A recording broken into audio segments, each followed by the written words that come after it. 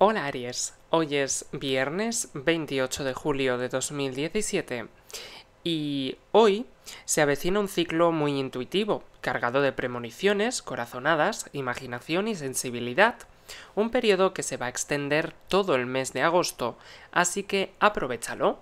Es tu tiempo para hacer las paces con algún amigo o amistad con quien pudiste haber tenido alguna diferencia, reconciliarte con una pareja sentimental del pasado si hubo problemas y consolidar tu vida afectiva tanto con esa persona como con alguien futuro que pueda aparecer, porque ahora tu personalidad se percibe como tierna, compasiva y amorosa. Procedamos a dar más detalles de estos aspectos concretos, como el amor, la salud, el trabajo y tus números de la fortuna.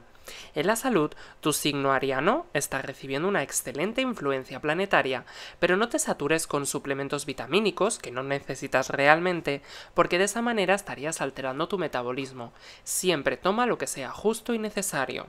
En el trabajo, vivirás un fin de semana insólito, ya que a última hora se presentará algo que te obligará a estar más tiempo de lo habitual en tu trabajo.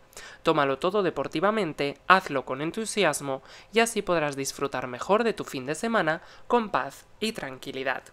Toma nota ahora porque tus números de la suerte y la fortuna son el 18, el 24 y el 45. Juégalos hoy porque mañana te diré números completamente distintos.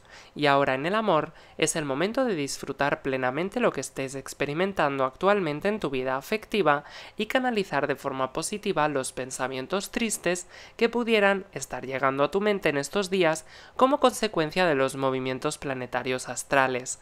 Si tienes pareja, tu pareja te sentirá un poco melancólico, un poco apartado de la realidad de la pareja.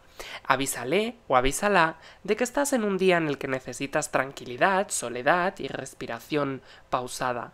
Si lo comunicas previamente, tu pareja lo tendrá en cuenta y no pasará nada. Si no lo comunicas, puede empezar a ver cosas que no sean ciertas. Por lo tanto, tómate tu tiempo, pero con aviso. Hasta mañana, Aries. Disfruta de tu día.